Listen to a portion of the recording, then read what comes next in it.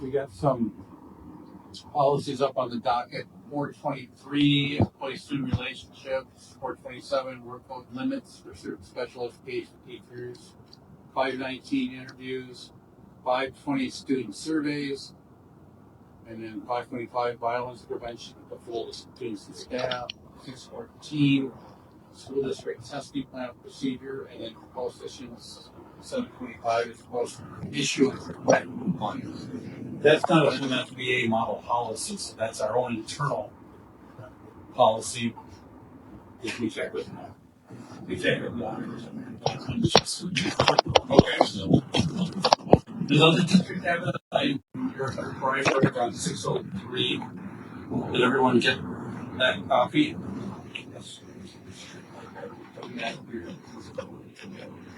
It's going to be hard to use. Yeah, there's another one that came through for say that at 1 o'clock. Right. That is? Okay. Yeah. I feel like we got a janitor about my head. I know. So, anyways, does anyone have any changes on any of the policies that were brought up? I was going to want to talk to them about 520.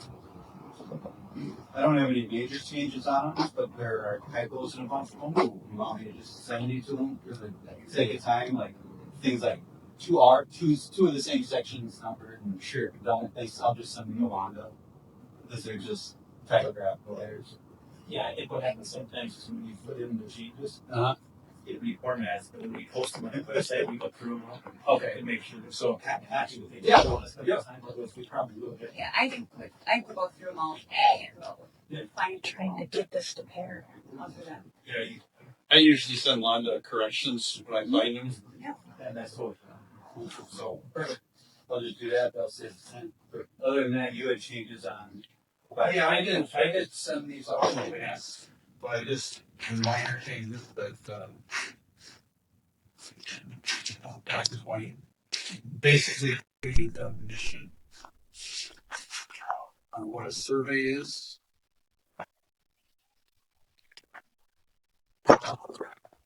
Take a minute to read that.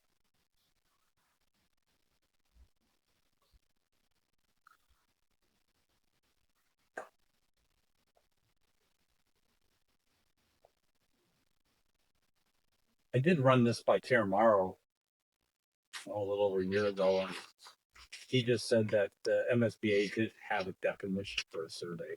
Yeah. He didn't want to make one. Yeah. So basically, if I'm understanding this correctly, we're defining what a survey is. Correct. And then we're saying parents shall give us out get a survey first for this section in advance for the opportunities to opt out. right. So I think a lot of this history comes from the questions of, I get to know you or information that comes forward like that. Is that, I guess what I'm trying to understand is, putting this in, implementing this, what is the goal that we're trying to stop? I think that the outcome would be to make sure that the questions, if you look at the policy that, some of the personal information that can be asked is limited. That's the goal. So we don't get into what I call confidential information unless the parents are okay with it. So your second edit it's okay, it clarifies, but it's really not needed because it already says in multiple sections in here that if the person's beliefs, practices, sex life, family life, morality, or religion will not be administered to any student unless the parent or guardian of the student is notified in writing. So it goes on. That's not new language. That's MSBA language. It's already there. So to me, it's clear. The issues have come up with what you're just saying, skirting the policy. So it's clear that the intent of this policy is to notify parents of information being collected on their children prior to being collected. What's not clear is the second section where it says, or has the opportunity to opt out, depending on how the survey is funded. Well, opt out of what, right? The entire survey, notification. I guess it really doesn't matter because it goes on to say later in the section that if they are going to use the opt-out option, depending on who's funding the survey, that the survey still has to be provided in advance. So the model policy covers all of our concerns. The problem has arisen with just what Shane was speaking of, is that in order to get around the policy, we're calling surveys other things, right? Mm-hmm. So if the intent is to make sure the parents are informed, we call it something besides the survey, then we don't have to follow policy, right? Right. And that's happened before. It's happened to my child. So I don't know if this is the right definition, but I agree that it should be defined. Yeah, I just made a draft, so then we can talk about it, and if we want to make amendments to that language, it's fine. It's just a start. Sure. So I guess I'd like to just flat out discuss what these surveys are and talk through a little bit at this point. So my understanding is we've had in the past surveys that we feel cross the line in asking for student information. My understanding is we've corrected a lot of that, and there's one-off cases here or there that happen, and we have a conversation with the employee about it, and it's fixed. So do we believe that there are mass surveys going out with this information in ISD 7.8? Define mass. Or more I than think it's isolated? actually more than isolated. Yes. And so what on a survey would we consider to be out of line? I'll just flat out ask. Do we believe asking what pronoun they'd like to be called by is out of line? Or what religion they are. Right. So I mean, let's classify, and we should break this down by grade level too. I mean, if we're talking about high schoolers, let's take that as the first example. Do we think that's out of line to ask them what pronoun they want to be called by? Possibly. So I have to be candid with you. At a high school level, I believe they should function in today's society. When I'm feeling or calling people professionally, it's important for me to know their pronouns they want to be called by. So that's what I'm trying to break down here, guys. Is all we're trying to, and right, and this is a huge gray area and there's lots of opinions on this. But I feel like we're trying to write something, and to be honest, John, I mean, I appreciate what you're trying to do here, that if we believe there's a true problem, truly isn't going to solve it like this. All we're doing is adding a definition, so it's saying, okay, this is the definition of the survey. Because otherwise you get in tautology. But this doesn't tell me what a survey is. So Shane's point isn't addressed by what we're talking about right now. So you're asking, the definition's in there, what's not appropriate. And you're asking if we fit pronouns and asking pronoun to a high schooler into this definition. That's it. We could put it in here, we could leave it out. It doesn't change the fact that we haven't defined a survey. So whether you put it in or leave it out, it doesn't matter. You can get around it, right? So I guess there's two issues. One, what do you want to get? Do we want to find every single thing that could possibly happen, or do you want to leave the policy as is and just define what the survey is? I don't want to get into the nitty gritty of rewriting this too much, in my opinion. I think it's good as it is because Shane, to address your question, it'd be fine for some people, but not for others, and that's where it's the gray area, right? And we should respect everybody's decisions on that, right? We don't have to agree with everybody, but we have to respect everybody. So having said that, I wouldn't want to change it to this. It solves the issue because the parents know about it ahead of time. So if the parent doesn't share those beliefs, they can opt their child out of it. They just have the opportunity to say, I'm not comfortable with that. Don't ask that from the child. And if they are comfortable with it, they can. So I don't want to define it, certainly not by grade level. I want to stick with this policy. I just want to make sure that the policy is clear on the intent and that there's that notification issue. Or the two types of notification, either ahead of time, if it's fits into one of these categories, if it's funded, and that's what we'll have to talk about later, is what's the or funded by part. But either way, we're covered. So do we believe if we take out this quote unquote get to know you or this survey that's happening in the beginning with some of this information, do we believe there's other mass surveys going out that people aren't being to opt out? Yes. We do. Okay. Yes. My daughter's received 2. Can you share what those are and all what the names of them are? I mean, I don't. One of them last year was a third-party company and was corrected right away. It asked some of this information that's on here. They weren't aware that it was going to be done, so it got corrected after it happened. And the other ones are just get to know me projects. I've also received phone calls this year from parents whose children have received them. I received calls the last 3 years.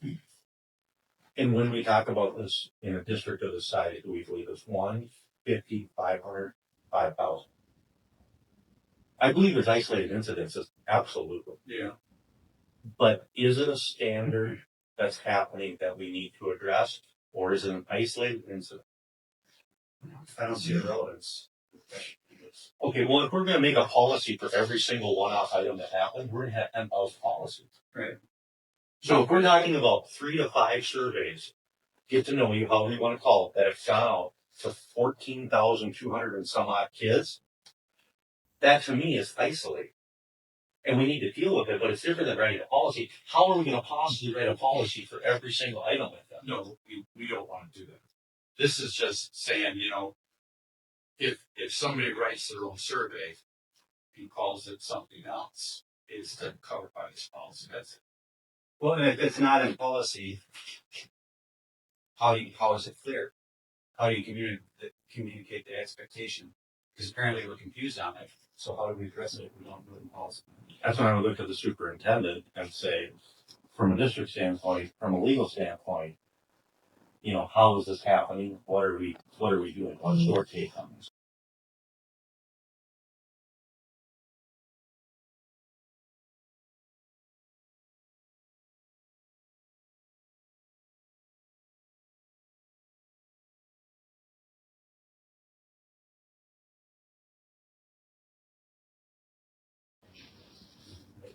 Then are we giving it the first day? Give permission the second day, or day 2, or day 3, or day 5, and then administering? So there's some stuff in there I had questions about. How do you administer this? How do you administer it now? I mean, it's already in here. It says, it clearly outlines that we're not changing that part. So if you have an administrator who finds out does something, they ask personal beliefs. Practices, family life, what would you do now? So my 5th grader gets a survey on day 1. Right. And it says, I want to know more information about you. They have perhaps that. Is that a survey? It could be. Well, it probably is a survey, but the question is the material in it listed here as being requiring notification? So if it doesn't require notification, then we can get it. That's what it says. So then you're back to what you said. What's content are you referring to? Just the content that's listed in the policy right now. So to get more specific, somebody says, what pronoun would you like to use? That's not it. Right. So that would not be considered inappropriate information. So I think that was the issue with the survey, right? Let's be real. Well, there is more questions on that than the surveys. Okay. That came out this spring. I would be curious to know. This is the first time this. Okay. So what was on it? Who gave it? Because that's not something we usually okay. Right. Know what the content was. Right. So my concern, and just to be really straight and right with you, we're trying to make a district level policy concern. I don't want to be sure. So at what point is that going to be part of the conversation? Right. That I have a hard time with that concept because he knows about those things. About those things. Well, I'm not trying to surprise you. And I don't think we have to correct it tonight. This isn't going to pass tonight. I don't think this meeting will be real because of your concern. We're just having an initial discussion. And I'd be surprised if you didn't know my viewpoints on this because it's happening so right. I know you're doing this, but I didn't know that was a problem. But just from the I think it's still a problem. okay. So that happened this year, yes. That's the person. So when you put get to know the student survey questionnaire, so get to know the student survey questionnaire, we believe that most could have this inappropriate. I mean, personal beliefs is so fundamental. Well, it doesn't. I think the idea though is like in an elementary school, what's your favorite color? What to do this summer? Those type questions are inert. And I'll be honest, to me, questionnaire used to be, do you have a nickname you want to be called by? Your name was, let's say, Alan, you want to be called Skip, right? So, I mean, part of this to me is when they want to be called by a different pronoun, it's, trying to create that connection. I guess I'm struggling with this one. Do I believe that sometimes information gets to students? Yes. But again, I'm not sure how to write a policy for every single incident. On the other hand, I don't want mass surveys going out that parents don't have the ability to opt out. They could. I agree with that 100%. I am one that will read those surveys, and I am one that will opt out when needed. So how do we find the balance? How do we write it into policy that can be implemented? I'm struggling with the continuing surveys, because to me that's the teacher's professional relationship. So I don't have any problem with saying that parents will give them ahead of time when we get going. The survey is like school perceptions, right? You get opportunity to opt out. No problem. But I do not think if you feel different, you guys can direct that the board's gonna want to get in the way of what's the questionnaire a teacher gives them in the school. If you're gonna do that, you might as well just make the questionnaire and say what is gonna be listened. Right, and I want our teachers to be able to connect relationships and help them teach better, right? We're the ones trying to stop that.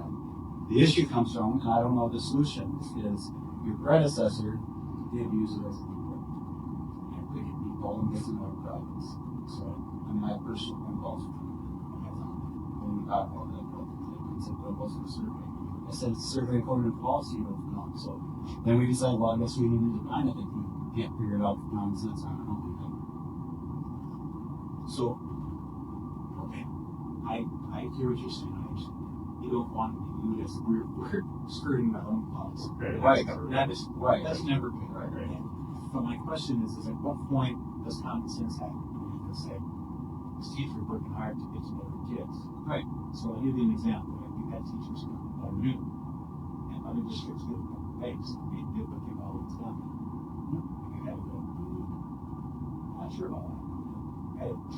But at what point does the board look at us and say, I'm not sure about that survey. Right. Gives noise, whatever you want to call it. And I agree with consensus. I don't think we're going to do surveys from the district. Please come through the channels and say, hey, that's the good, it shouldn't have. But I'm going to go overboard here. I just look at it as a bargaining. It's like the direction. Sorry, I surprised you guys. No. Yeah, I haven't actually read the whole definition, so I agree with we should put something in there, but I haven't read this in depth yet. So maybe we take that part off and get to know me, because that could be misconstrued as you're not all get to know me.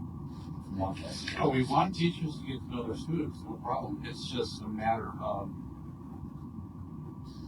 what questions are asked, because some butt into the personal.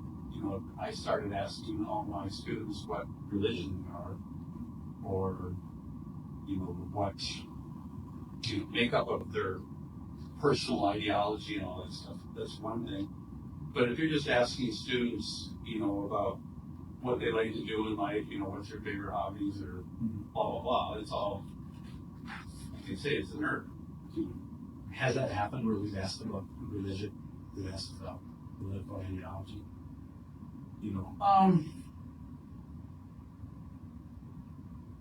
It's alluded to, and what happens too, there's been some instances where it butts up to that, and what happens is when a student comes first time in class, and the survey is passed out, or you get to know your questionnaire, and they don't fill it out, there's an intimidation there. It's like a board. We hold positions of power, and teacher holds positions of power.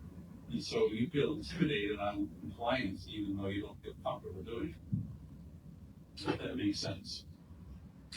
And how to protect students, from kind of an invasive type question. Because I just heard of another mother that I talked to last year that was upset about that, and I told her to go through the channels, and she did, and she felt like there was retribution, and so she said, I'm done talking. So that's only one incident, but there's been others. So how do you deal with that? I think that's the hard part, right? If we're talking about 3 to 5 cases, I mean, then I think it's dealt with administration, and I have to be honest. If people are having an issue but aren't willing to come forward or to share a survey with us, that makes it hard. Oh, it is. Because sometimes when I see people having issues with something, and I eventually get it out of them, in some cases, they're referencing a different district, or they heard this, or it's a Facebook screenshot, right? And it's like, okay, well, that may be happening, but do you have relevance to that happening in ISD 714? Well, no, but I just wanted to make you aware of it. So that's completely different. And I'm not saying that we don't have something we need to work on, but I just, how do we make decisions to change some of the stuff without facts in front of us saying, this was a survey that was handed out at this school, this grade level on this day?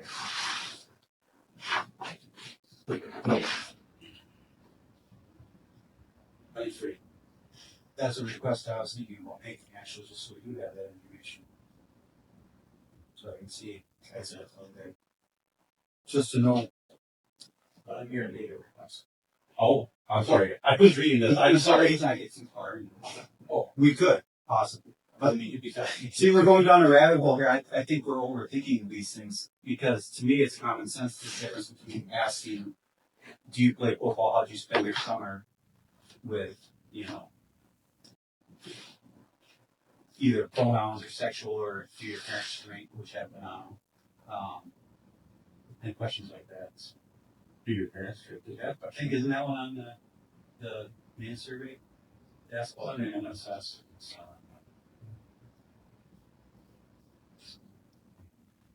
But I think we should know that. We know that, right? The difference in knowledge and how do you write common sense in policy? Because it's really struggling. And I don't think you do. So I think we're getting way into the weeds of questions. We have to maintain and lose a little bit. So maybe a simple definition that takes out the get to know you part. Although that's hard because it's been abused before. But, Or we could approve the policy as is and send our comments to the superintendent and evaluate later in the year. And see with the new superintendent how this goes and process. And when these concerns come forward, ask for legitimate information that we can forward on. My understanding is too, also 5 years ago, there were some concerns with this. But again, that is to Andy's point, you know, is what we're talking about all relevant in the last year or 3 to 5? also curious to know our legal opinion on this. Yes. Like, in the way that, what is the recourse if we do violate policy or step on this policy because it isn't there? If they do request information as to a family or sexual or any of the things listed in here as written, are we liable? But I think where you have trouble is if you don't address it through us. You know, if we are to address it, we can do that. Right? We're not public time sources to address this. So that's to me where the problem is to ignore it. No different than discipline. Because it says, you know, in the purpose statement, the school district utilizes surveys to obtain student opinions and information about students. The purpose of this policy establishes the parameters and information on which sought in student surveys. So we're establishing the parameters, and now 2 years ago I was told that, oh, this is only for federal and state surveys. I said, that doesn't do anything else. So what's that, right? Because I mean, our school perception survey fit within this policy, and we implemented it and enforced it well. I believe this pertains to every single one, right? I think so. I would read it because this pertains to every single one. Every question. Yes, that's the way I would read this. Yeah, I got it. censure for it. That was part of the censure. She asking too many questions about this. So I do think that, yeah, this covers all. So, yeah, I guess how do we want to do this further? Sometimes, in my opinion, I believe that the best thing we can do is, pass what we believe to be correct as a policy, and then monitor, provide the information to the superintendent, and evaluate.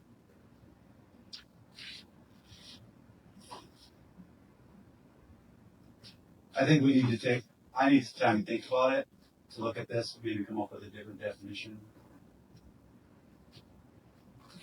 Or more. That would be what I would recommend. I'd also like feedback from the other board members because we're going to be taking the hand off the road. I think some of them are going to expect us to tighten this up a little bit. So if we've had a conversation, we're going to do it at policy level or procedure level rather than policy level. I'll see.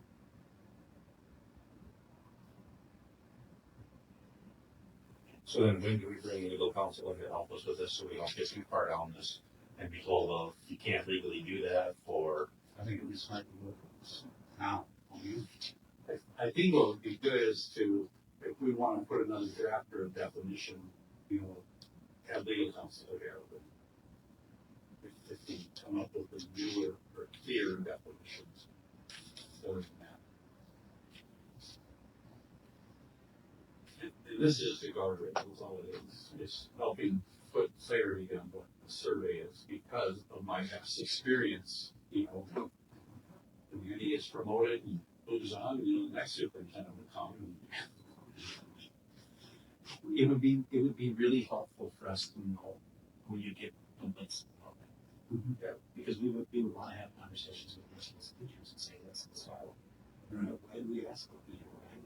When we get those complaints, we talk about it. We go into being. So not knowing, just to be honest, is really hard because it's like, I feel like we're trying to solve a problem that doesn't exist. And I'm hearing different. Right? Well, you just got that. That's so. So I think that brings me to a bigger question to this overall. How, as board members, do we want to get this information to the superintendent when people have concerns? And what is our goal when they're like, well, I don't feel comfortable telling you my name, my school, any of this information. I'm just saying this has happened, right? Again, I'm not saying people are lying. I'm saying, how do we take that information, verify it's credible, and then resolve the situation? I'll be honest with you, when I get information or letters of the mail that aren't signed by anybody, I struggle with that. Yeah, I agree. If you want to put it together, I understand people can say there will be backlash and all this and that, but I'm looking for a signature underneath. Otherwise, I feel it is hard to just take this information 100% anonymous and to move it forward. I would just talk to Andy about it, and I got a phone call today, so I haven't had time to get. I just had a phone call today before the meeting, so it's a little more information, so that's kind of tweaked me a little bit to bring this up, so it was Good information. Let's get it to the superintendent. And I think there's I don't know why there's a fear. Putting your name on it, but there is there. The evaluation of the confidence. I had a nickel in my 5 years of notes for everybody that I really was telling against them. Because that just doesn't happen. There's laws that protect people against that. And there's things to address if that happens. I don't know why that exists sometimes, because they have wrong. I don't want anybody to hold this in. Well, I don't think we would or have, right? We want to know our partner that we can make concerns. Right? We are a reflection of the community. And so if there's concerns out of the community, And sometimes parents don't even know that the survey occurred. Because the student doesn't say, So what I'm having trouble with sometimes is we want kids to show up in our classrooms and be who they are. Yep. So what is it about a survey that might stand even if the parents don't know about it, especially at the middle and high school. I'm not saying keep things from parents, but I'm saying it's, if we allow them to write how they feel, is that a problem? What do you mean? Right. Well, if they get a survey, you know, tell me, okay, let's score, it's tell me what your nickname is, tell me what this guy is. Don't know me. Is that a problem when we want kids to be who they are in the classroom? Because we want everybody coming to the classroom who they are and help them grow into the best versions of themselves, right? So it feels like sometimes, you know, are we trying to stifle things? Too prescriptive as your parents want to switch. I don't know. Or are we saying that, you know, based on that language, it has to be, it has to be parents who kids. So by notifying their parents, they wouldn't be able to be who they are. I don't know. At what point, I guess that would be usurping the parental teachings. so So to answer your question, yeah, it was my kid, absolutely, because that's not how we'll bring my daughter up. We'll bring her up to respect everybody, but we have our own beliefs, which are based on spiritual. Yeah, that's fine. And I don't ask anyone to believe what I believe, but as far as pronoun goes, what we're teaching our daughter is, well, we don't have to teach her, but that's our rule, right? We don't believe in the all being binary and all the other combinations. And it's fine if anyone else does. I tell her you respect them, they have beliefs and they have your beliefs. That's how we move on in society. Everybody has to respect each other, right? So to me, I'm fine with your example, as long as it's not forced on my kid or fighting. So I guess I would want.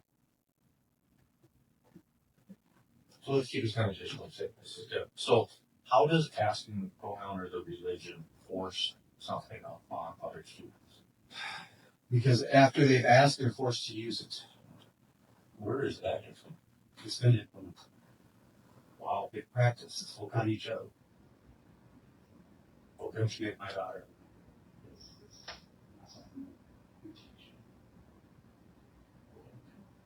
In fact, for the one you got censured for, what happened was one child didn't want to do it and was offered to stay after school to learn about this. If that was, so that, in my opinion, was crossing the line. What that child's parents probably want. Again, if we could just rely on common sense, it'd be fine, right? Because you can't address every situation with that, I understand. But it has things like that. I know it's a hard conversation. But it's helpful to have that conversation. We have, as a school, there's always those moments where you say, at what point when we guiding kids through, along with their parents, when we're passing that responsibility to the kid. Because the goal is to have them prepared for adulthood. Right? At what point is that, are we passing the torch?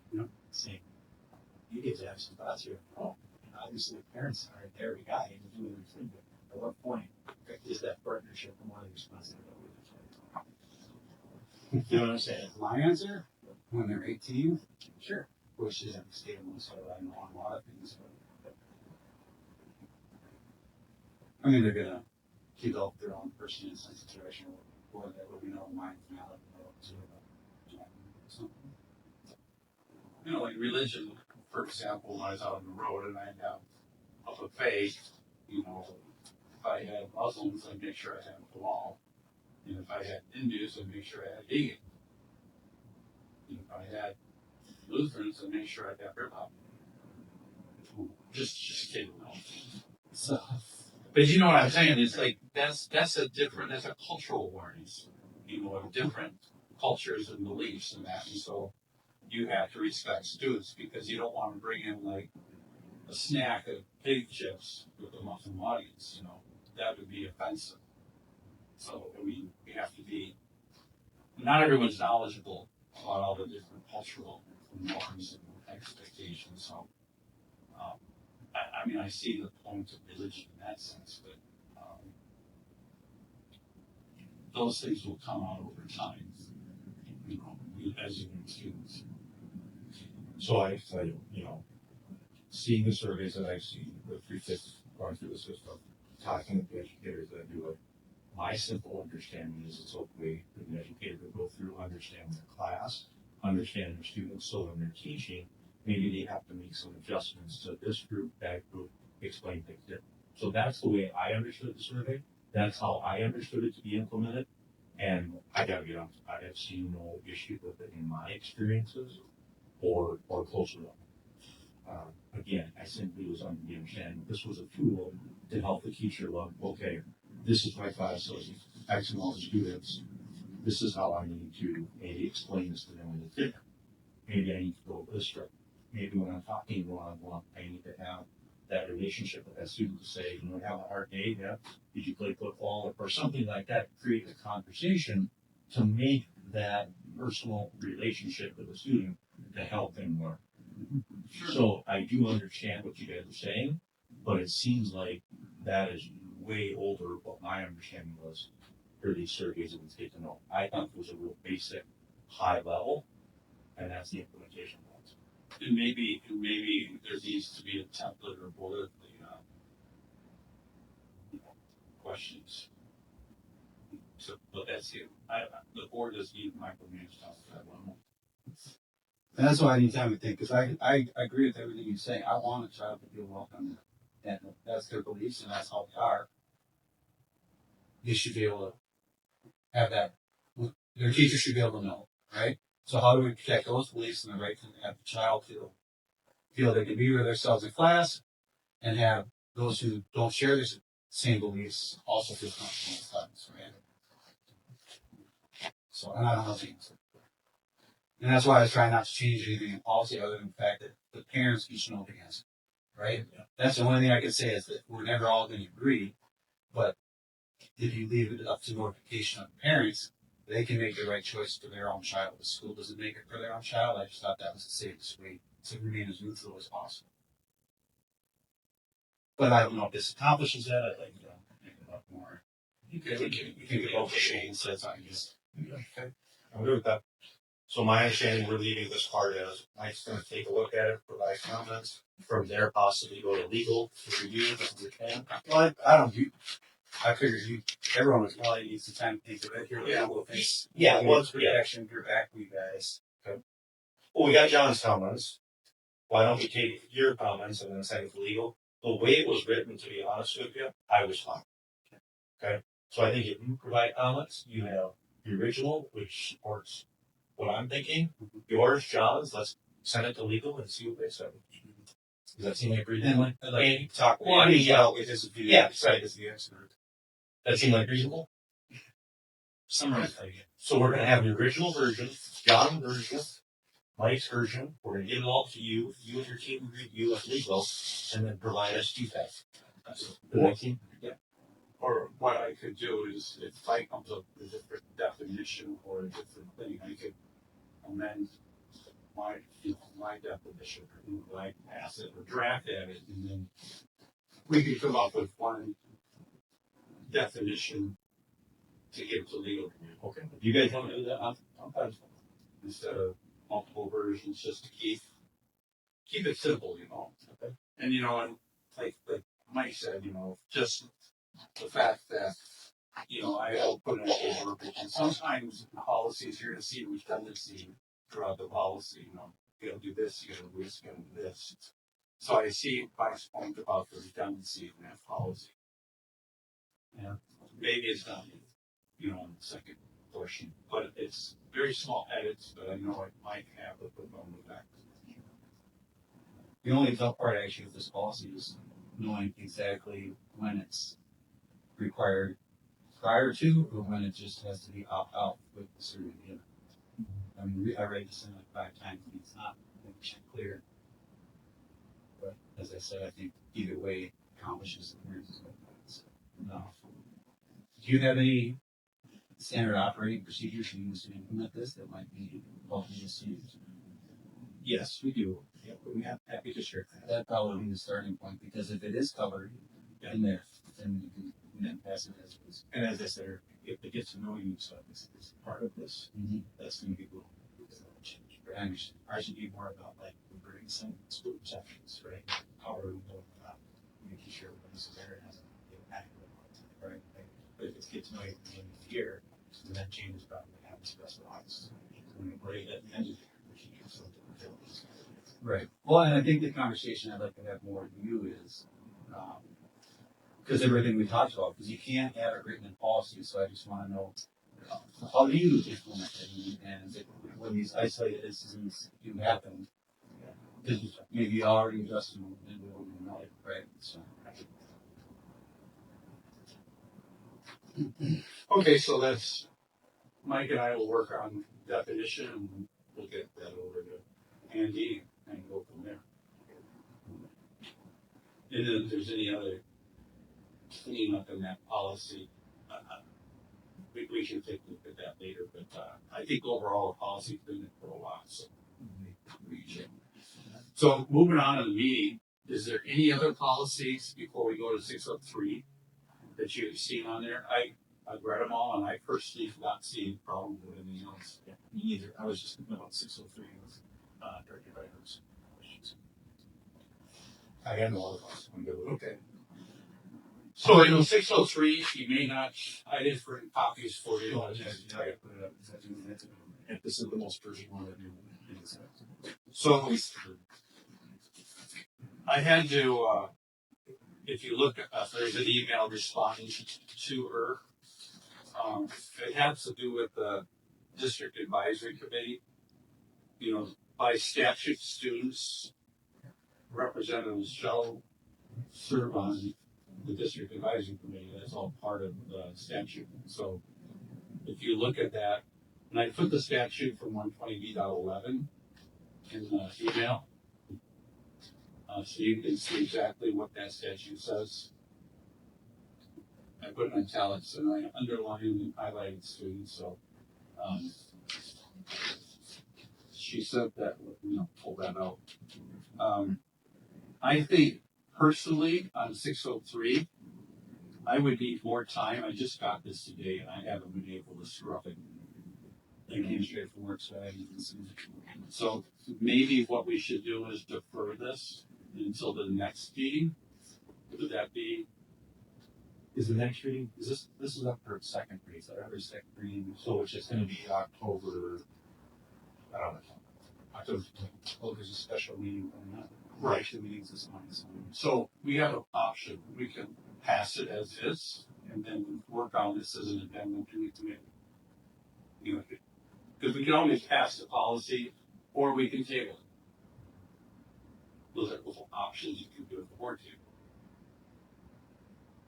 You defer. Yeah, that's why I was asking. When will this come up on the meeting? Which meeting date would you have this on for? Would it be the October? So the October 13th is our first business meeting, is that correct? That's an improvement. And our next policy meeting is when? It's when?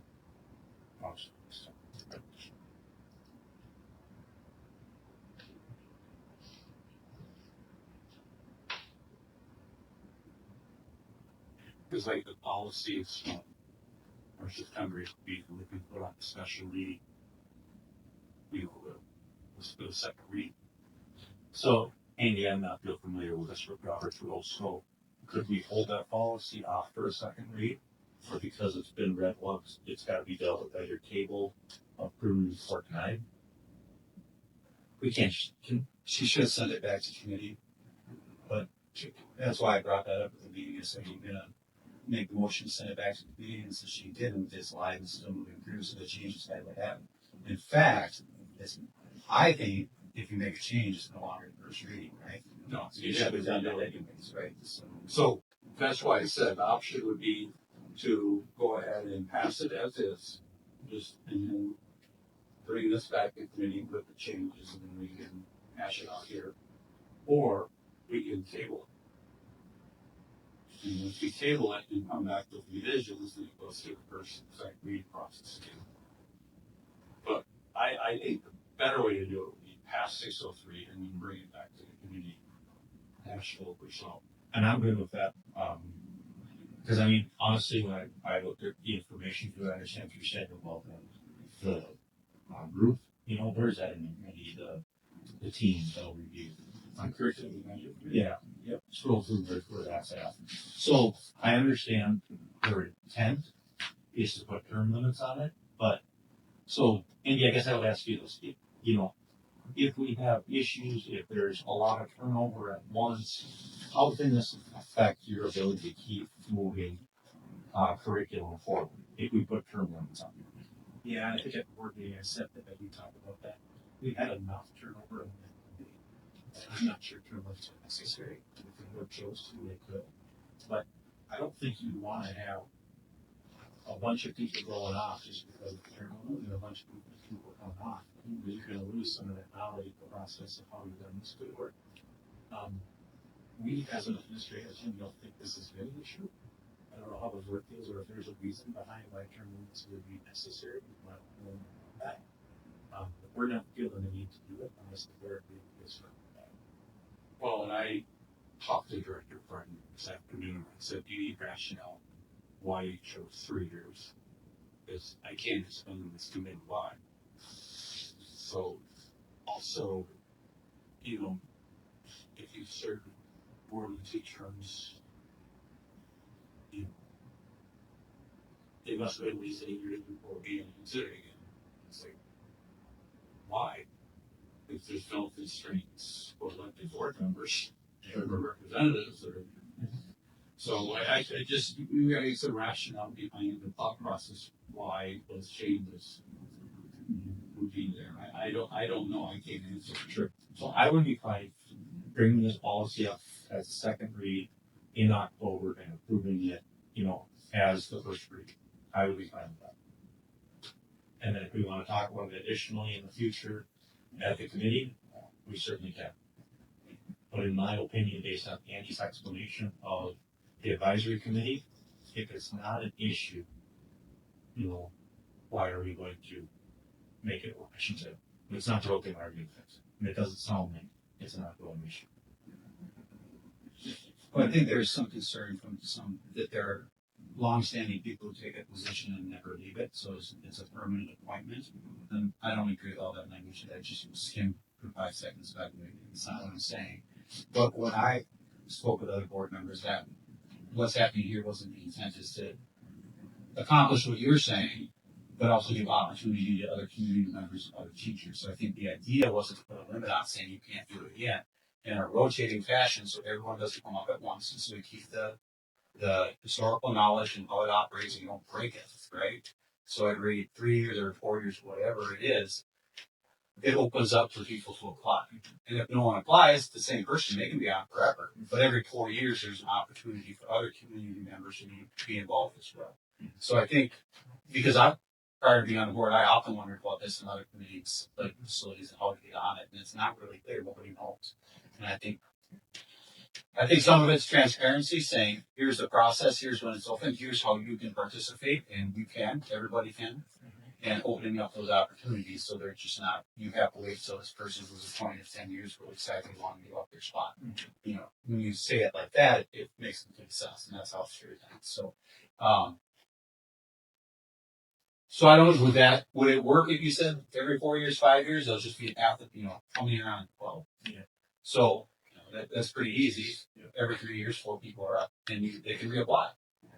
Now, I realize that sometimes you don't want to do that because you're like, oh, this is a good time to get off. And no one applies that to it, right? Because sometimes they just keep there, you're on forever, you have to stay. So my question to you is, if you did it in a rotation of some sort every 3 or 4, every 3, and it was just an application process that opens up that spot to anyone in the community, would that work? Yeah, I want to go back to my team and talk about that. Right? This is not like, right? And this one of those where we're really hoping people will apply and, you know, Right. sometimes it's like, we hope to get people. Right. It's certainly that's necessary. I would encourage the board to be open-ended to interpretation, but we really need to say, hey, stay on to your point, or let's go, you know, recruit somebody. Because we'll have So hearing the concern being, one, it's transparent on how they're selected and chosen, and people know when there is an opportunity. 2, creating opportunities for everybody, so there's just not a legacy of funding for everybody. Yeah. So if you have another way to accomplish that, Well, this is where I have a question. Have we had a bunch of people apply and select it? Or is it, are they not applying because they didn't know? Is it remote? Right. Well, I didn't apply to a curriculum because the way it was posted, they wanted to teach people with expertise in that area. So, but I would have applied to the facilities from that one. This one years if I hadn't known about it. I think there was a lot of applicants for that, wasn't You have a question? that was you. Was there a lot of applicants for that? Yeah, again, we set a number of those, that just like this time, that we were just out, I don't know, the rules at that time. And that's not prior to this though. That was an ongoing committee, wasn't it? No, because 16 was different, 19 was different. Yep. 23. So the curriculum committee is the only one that operates this.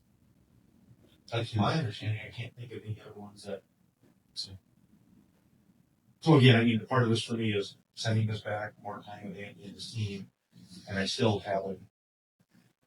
I'm still not aware of anything. So again, I kind of use the simple terminology. It's not broke, why are we fixing? Can you give us information on that? So we get So at this point, then, with that information, do we want to wait, or do we think we're going to pull it, leave it for now? I think we should just let it run through and we can come back. We can amend these policies anytime we want, but this will give us time to understand what the changes are. If you're good with that, we don't need to worry about it. It's not a decision.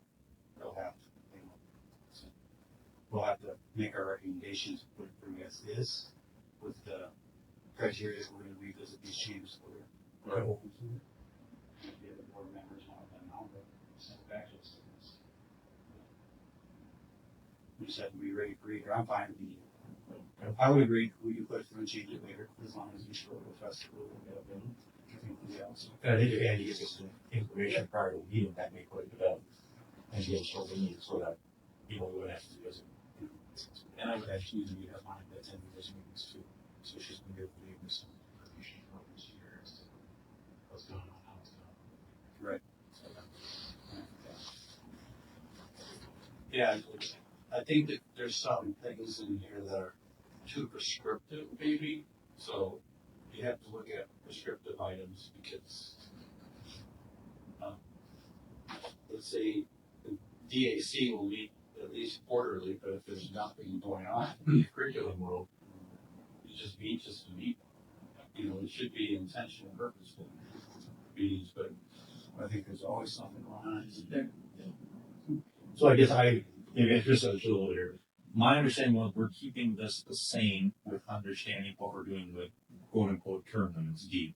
All the rest of it, we're saying as a committee, we're moving forward as was, or are we, help me understand. okay. 603 as it's currently laid out, you know, that's been on our agenda. Yeah. No changes right now. We could put that, proceed that to the first reading, right? And then at the board table, if somebody says, no, I want to incorporate changes, then it could be bounced back to the committee. The idea would be, let's go ahead and proceed with 603 as approved, and then come back and work on this in the committee once we have more information. Because 603 could be passed, you know, and, you know, to be clear, you don't have to make a policy change to have a notation. Right. So you don't have to do that. That's something we will look into and talk about that process. We can just do that. That's something just in use. Just something to see. Right, because the whole, none of that's spelled out also, right? It's not that that's why I say ask you all, right, what you have, because it's all in procedure. So Mike, if you're good with that? Yeah, that was your preference. I haven't seen it yet. Oh, I know. It's like, it looks like there's a lot to it. So, I mean, there's either, I'm really fine either way. There's no hurry on this one. And if we don't bring it to the table, it sits as is, right? Right. So, it's the same either way, Shane. If we pull it back, it sits as is, and we pass it as is, it's as is. So, either way. I don't think there was any MSBA changes, any citations being changed. It might actually be easier to recommend that he do send it back to committee.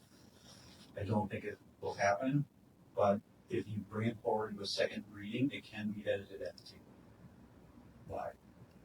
If we make the motion, put the motion on the agenda, so that, say we've had a lot of discussion about this, we need more time, recommend it comes back, then we'll go back to it. And it sits there as is, well, but I'm fine. I'm not pushing it that way, I'm just saying it could happen, I don't think it will.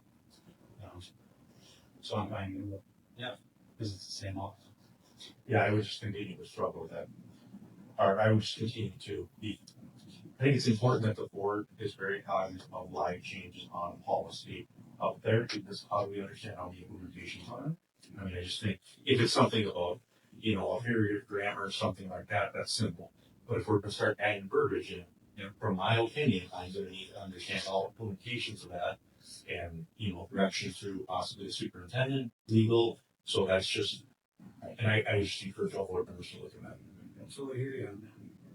And the other part, I actually had to look up and read, because having a first and second reading requirement is that part that's new to me. So though Robert's rules allows you to edit at the table, I don't know if that would start that first second reading over. I agree. Yeah, I agree. I'm not clear on that either. I can look at that. Yeah. I don't have any. Because you being ruled just for school boards. I would almost suggest. I would think it would start. I guess you say that too, because it's the new policy. I hope. But it'd be easier to work on the policy here and draft than send it to the board table. Just so we're clear on the creation of the agenda. We're gonna leave it as is. Yes. Bring it forward for a second. And so, yeah, that could be, well, it's not even discussed. It says here's the first reading, so it's a discussion. Questions. Okay. And it just moves on. So I think the action item then is, Andy, just when your team look at this, and they come back with feedback to the committee. What do you think is possible? What do you think there's some internal things that you can do without having to change the document here? I think we got consensus on it. Sounds good to me. I'm good. I have everything in. Okay, and then, I think that's it. For the second reading, you know, those policies will be in October 15th. I was just thinking that, we could add those to the special meeting, but we could put them in October. I think this, if I'm not mistaken, this is being talked about policy being as part of the reading. Right? Well, special meeting, you can contain anything, but It can, but I think at one point we talked about first readings at regular meetings. Second reading, approve that at the next reading. I'm fine with that as long as we're on schedule. If we start getting behind, then John can bump it up to the meeting. So are we on pace to get it done on time? yeah, let's You're the cadence. If we want to go there quick, we can look at that too. Yeah. Yep, that was the right one. That was the right one. Or no, you're at that, the other one. Yeah. The one that says for 2025.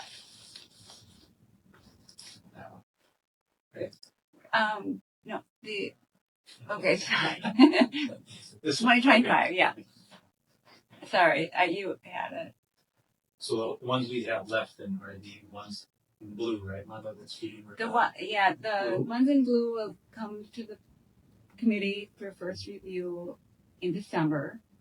The ones that are in purple are ones we're looking at now. And then the orange are ones coming to first reviewed in October. And then do you want to talk about the November meeting? Yeah, I have a scheduling conflict with the November meeting. So we think we can get these in based on what we have left. So I'm suggesting we cancel that. This unless you feel also I'm good with that. as we looked at this too on this other document, just so you know that in 2025 we have 56 that we were reviewing. So we've looked ahead to see what does it look like coming up. So there'd be 48, 26, 43, and 27, and then back to 56. Okay. That seems reasonable. I mean, roughly 50 policies a year, give or take. And then plus the legislative updates. Sure. Those are kind of separate from that. Right. But again, we can do those in just one meeting. Correct. So, We could talk about that next year for this committee, is doing them like in July, if we bring a whole ton of those forward. And do, you know, be a lot to the board or whatnot, but we could look at that. As long as MSBA has a committee. Right. Sorry. Yeah, so I think that's something to look at for the committee and structure. for next year. Awesome. Everyone good? Yep. In our direction? Awesome. Thank you.